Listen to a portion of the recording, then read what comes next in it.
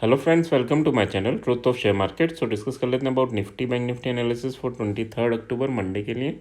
First of all this video is only for education purpose. यहाँ मेरा Telegram link and WhatsApp number की बने, so please join कर लें। स्टार्ट करते हैं विद बिग प्लेयर डेटा। कल भी हमारा डिस्कशन हुआ था कि निफ्टी में काफ़ी बड़ी बाइंग है एंड आज यहाँ सेलिंग 412 करोड़ की है ना। कल 34,000 करोड़ की बाइंग थी, 34,000 करोड़ की, ठीक है। तो काफ़ी बड़ी बाइंग थी, उसके कंपेयर में अगर आज की सेलिंग देखें तो नेग्लिजिबल है ना। अब यहाँ पर क्या है, अभी कंटिन्यूसली ये डेटा चल रहा है। देखना यह है कि ये जो इतना बड़ी बाइंग इन्होंने की है उसके हिसाब से एक बड़ा मूवमेंट अपवर्ड या डाउनवर्ड डायरेक्शन में होना चाहिए, है ना।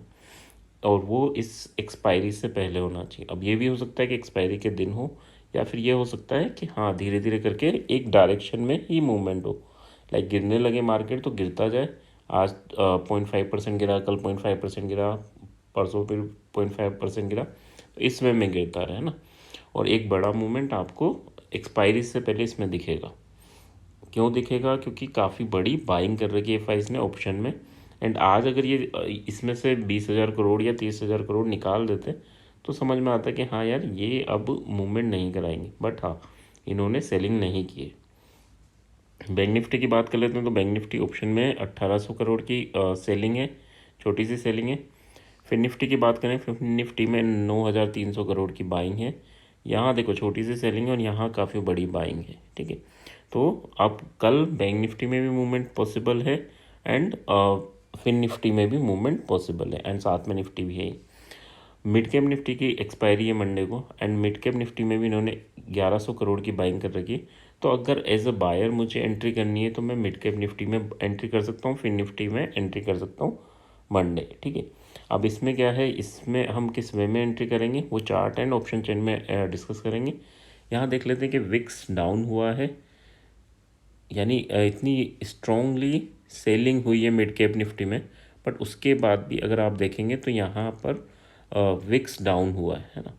मिड कैप निफ्टी को देखोगे तो 1.3% डाउन पे क्लोज हुआ है एंड काफ़ी इंपॉर्टेंट लेवल को ब्रेक किया है एंड उसके नीचे क्लोजिंग भी दी है, ठीक है।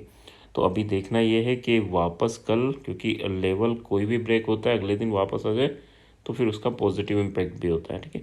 तो कल अगर ये इसके नीचे सस्टेन भी कर लेगा 9,000 के नीचे मिड कैप निफ्टी, ठीक है, तो काफ़ी स्ट्रॉन्ग सेलिंग आपको मिड कैप निफ्टी में देखने को मिलेगी और साथ में पूरे स्टॉक मार्केट में भी देखने को मिलेगी। बट अगर ये वापस आ जाता है तो फिर ये सोच लेना ये बाइंग जो कर रखी है ये अपवर्ड मूवमेंट के लिए कर रखी है, ठीक है।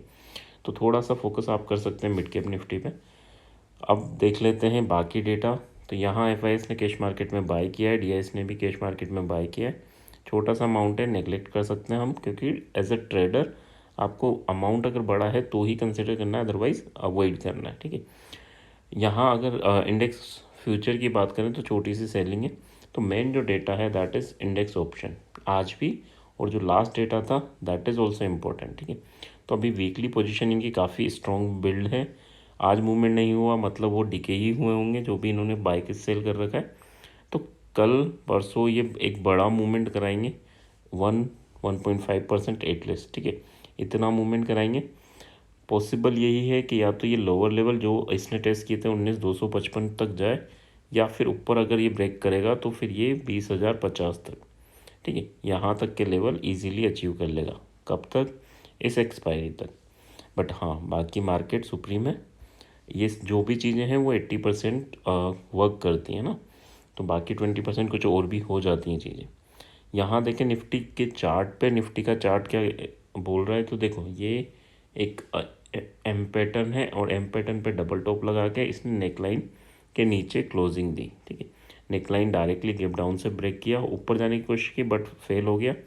आज ओपन हुआ, फिर ट्राई किया, तो इसने इसी लेवल का जहाँ पहले भी रेजिस्टेंस लिया था एंड सपोर्ट लिया था उसी लेवल पे रेजिस्टेंस लेके उसके नीचे क्लोजिंग दी, ठीक है। तो काफ़ी वीक क्लोजिंग है, अगर हम क्लोजिंग बेसिस पे देखें काफ़ी वीक क्लोजिंग है। और अगर गलती से ये 19,490 के नीचे जाता है, इस लेवल के नीचे जाता है, तो फिर आपको एक सेलिंग प्रेशर जनरेट होता दिखेगा।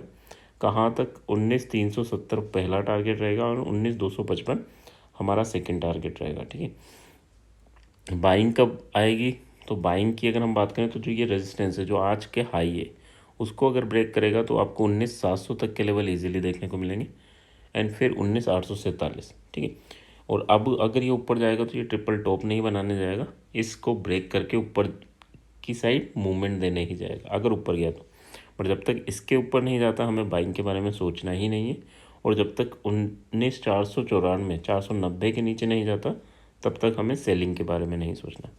एक और चीज़ें होती हैं कि अगर नीचे गया मानो 15 मिनट की कैंडल में और नेक्स्ट कैंडल में वापस आ गया तो ये फेक ब्रेकआउट है। फेक ब्रेकआउट में क्या करना है आपको यहाँ इसे ऐसे लेके बाय करना है फॉर दिस टारगेट। एंड अगर सिमिलर वे में कोई सा भी लेवल, ये सारे लेवल इंपॉर्टेंट है, अगर मानो इसके ऊपर जाता है और नेक्स्ट कैंडल में वापस आ जाता है ना, सिमिलर कैंडल होनी चाहिए। अगर कैंडल सिमिलर है तो आप सेल कर सकते हो with this as a S L लेके, ठीक है। इन दोनों कैंडल का हाई को एस एल लेके, यहाँ दोनों कैंडल के लो को आपको एस एल लेके चलना है, एंड फिर हम सेल करेंगे फॉर नेक्स्ट टारगेट, ठीक है, नेक्स्ट लेवल। तो यहाँ अगर ट्रेड करने का मतलब क्या है, लेवल टू लेवल ही ट्रेड करना है, इसके अलावा कुछ नहीं, ठीक है। नेक्स्ट बात कर लेते हैं कि बैंक निफ्टी चार्ट क्या इंडिकेट कर रहा है। तो बैंक निफ्टी में भी आज अच्छा खासा कंसोलिडेशन हुआ, एंड अब ये देखना है कि ये नीचे जाता है नहीं जाता, ठीक है। ट्रेंड लाइन पे सपोर्ट लेना था, नीचे गिरते हुए लिया इसने, एंड ऊपर बाउंस किया, फिर वापस वहीं ओपन हुआ, फिर सपोर्ट लिया। बट हाँ, ट्रेंड लाइन बनती हैं सपोर्ट लेने के लिए और फिर बाद में ब्रेक भी होती हैं, ठीक है। तो अभी इम्पोर्टेंट क्या है कि ये 680 को होल्ड कर रहा है, अच्छी बात है। बट अगर इसने 1 आवर की कैंडल में 680 के नीचे क्लोजिंग दे दी ना, तो फिर आपको एक सेलिंग प्रेशर जनरेट होता दिखेगा। 43,480 फर्स्ट टारगेट रहेगा, और 43,240 ये आपका सेकेंड टारगेट रहेगा। और 43,790 के ऊपर जाता है तो 43,990, ऑलमोस्ट 44,000 एंड 44,200 ये आपके टारगेट रहेंगे अपवर्ड डायरेक्शन में। तो जब तक लेवल पे है कोई दिक्कत नहीं है। अच्छा, इसके ऊपर अगर हम बाय भी करेंगे तो हम ज़्यादा दूर नहीं जाएंगे, 100 पॉइंट का ही एस एल लेके भी चलेंगे। यानी वापस अगर नीचे वाले लेवल को तोड़ता है तो हम एग्जिट भी करेंगे, साथ में हम सेल भी करेंगे, ठीक है। तो ये चीज़ का ध्यान रखना। सिमिलर वे में अगर नीचे के लेवल के नीचे आता है और आप सेल कर रहे हैं तो आपका एस एल यही रहेगा, ठीक है। तो इन 100 पॉइंट का जो एस एल है उसे ज़रूर यूज़ करना है ना।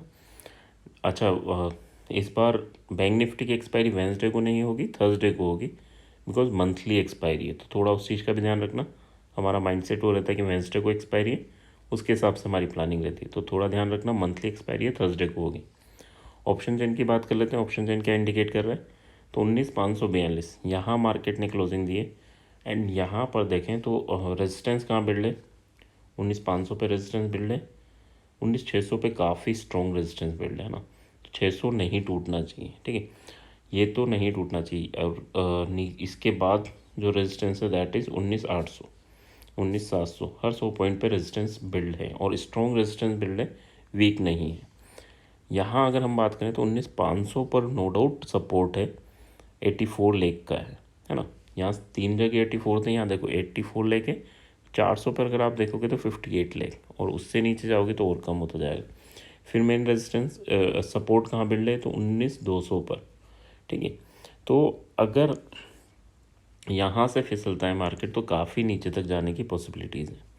अब ये देख लेते हैं कोई गैप अप गैप डाउन की क्या पॉसिबिलिटीज़ हैं। तो देखो इन द मनी में यहाँ देखें तो आपके कॉल राइटर बैठे हैं, और इन द मनी के पुट राइटर एग्जिट किए, मतलब साफ है कि गैप डाउन की पॉसिबिलिटीज़ हैं, या थोड़ा बहुत गैप अप भी होता है तो सेलिंग प्रेशर जनरेट होगा, मार्केट इस लेवल के नीचे ही जाएगा, ठीक है। तो गैप डाउन की पॉसिबिलिटीज़ हैं। अब मार्केट अगर नीचे ओपन हो गया तो दैट डजंट मीन कि हाँ हम सेल करते चलें, है ना। फिर सेल नहीं करना। अगर मार्केट यहाँ है तो फिर आप सोच सकते हो एक बार, बट यहाँ नहीं। कहाँ कॉल बाय कर सकते हैं, कहाँ पुट बाय कर सकते हैं, तो 580 600 पर आता है, 580 यहाँ पर आता है तो हम पुट बाय कर सकते हैं। एंड इसके बाद अगर हम देखें तो 680 पे भी हम पुट बाय कर सकते हैं। तो यहाँ ध्यान रखना 50 पॉइंट के आपके एस एल रहेंगे यहाँ पे, एंड टारगेट 100 पॉइंट के रहेंगे। कॉल कहाँ बाय कर सकते हैं, कॉल हम अगर देखें तो फर्स्ट लेवल आपके लिए रहेगा 440 ये आपका फर्स्ट लेवल रहेगा जहाँ हम कॉल बाय कर सकते हैं। यहाँ पर कितना एस एल रहेगा, तो 30 पॉइंट का एस एल हम लेके चलेंगे, यहाँ कॉल बाय करेंगे। उसके बाद आपका लेवल रहेगा 320, ठीक है। 320 के अराउंड हम कॉल बाय करेंगे एंड यहाँ पर आपका 50 पॉइंट का एसएल रहेगा। तो आई होप यहाँ लेवल क्लियर होंगे कहाँ कॉल एंड कहाँ पुट बनेगा। नेक्स्ट बात कर लेते हैं बैंक निफ्टी की। तो बैंक निफ्टी 43,720 यानी बिल्कुल जहाँ ओपन हुआ, जहाँ कल क्लोज हुआ था ऑलमोस्ट वहीं क्लोज हुआ है। अब यहाँ देखते हैं कि रेजिस्टेंस 44,000 पे रेजिस्टेंस बिल्ड है एंड यहाँ पर अगर हम देखें तो सपोर्ट कहाँ बिल्ड है, 700 पर सपोर्ट बिल्ड है। 700 के बाद 500 पे बिल्ड है और 500 के बाद डायरेक्टली 43,000 पे बिल्ड है। यहाँ अगर हम देखें तो 700 पर रेजिस्टेंस है, then 44,000, then 44,200 in the money exit हुए हैं, इन द मनी अगर कॉल राइटर देखें तो बैठे हैं। दैट मीन कि यहाँ पर भी गैप डाउन की पॉसिबिलिटीज़ हैं। अब मार्केट बाकी सुप्रीम है, बट हाँ जिस हिसाब से ये बना के गए पोजीशन उस हिसाब से गैप डाउन की पॉसिबिलिटीज़ काफ़ी ज़्यादा हैं। अगर साइडवे भी ओपन होगा तो आप देखेंगे कि है ना कॉल की वैल्यूज़ बिल्कुल डिके हो जाएगी, यानी कॉल की वैल्यूज़ अगर हम देखें 50% डिके हो जाएगी और पुट की वैल्यूज़ 10% डिके होगी। ठीक है, अगर साइडवे भी होता है ना। क्यों? क्योंकि इनकी पोजीशन इस वे में है। तो थोड़ा इन चीज़ों का ध्यान रखना। कहाँ हम कॉल एंड पुट बाय कर सकते हैं? तो 400 पर 43,400 पर आप कॉल बाय कर सकते हो। ठीक है, एंड इसके बाद आपको 43,150 यहाँ पर कॉल बाय करना है विद एसएल ऑफ 100 और यहाँ पर भी आपका 100 पॉइंट का एसएल रहेगा। पुट कहाँ बाय कर सकते हैं? तो 44,000 पर आप पुट बाय कर सकते हो। 44,000 मतलब 43,980 यहाँ पुट बाय कर सकते हो विद 100 पॉइंट एसएल और फिर 44,200 यहाँ पुट बाय कर सकते हो विद 100 पॉइंट एसएल। बट हाँ 100 पॉइंट एसएल दैट मीन कि 200 पॉइंट का हमें टारगेट लेना है। ठीक है, तो अगर ये 100 पॉइंट एसएल के लिए हम मेंटली प्रिपेयर हैं तभी हम इस ट्रेड में एंटर करें, अदरवाइज़ नहीं करें। ठीक है, कई बार क्या होता है कि हम 20 पॉइंट का एसएल दे देते हैं और फिर मार्केट हमें 100 पॉइंट देता रहता है ना। तो वो चीज़ें मत करना। अगर एसएल 100 पॉइंट का एसएल है, अगर आप ऑप्शन में कर रहे हैं तो हो सकता है उसमें एटीएम करोगे तो ऑलमोस्ट 50 पॉइंट का एसएल रहेगा ना। तो आपको ये ध्यान रखना है कि मैं 50 पॉइंट का लॉस ले सकता हूँ या 50 पॉइंट के लॉस लेने के लिए मुझे कितनी क्वांटिटी लेके चलनी। ठीक है, तो क्वांटिटी इस बेस पे डिसाइड होती है कि एसएल आपका कितना है। तो अगर मैं ये एसएल ले सकता हूँ तो उस हिसाब से मैं क्वांटिटी डिसाइड करूँ, और अगर वो फिजिबल है मेरे लॉस के लिए, क्योंकि एक चीज़ होती है डे लॉस है ना, दिन का मैक्सिमम लॉस कितना है, तो उससे ज़्यादा है तो फिर आप नहीं एंटर कर सकते। थोड़ा इन चीज़ों का ध्यान रखना है ना कि आपका कैपिटल है, आपको ही मैनेज करना है, कोई दूसरा नहीं करेगा ना। तो थोड़ा इन चीज़ों का ध्यान रखना। आज थोड़ा गला ख़राब है तो इसलिए हो सकता है वॉइस क्लियर नहीं हो, दैट्स ओके।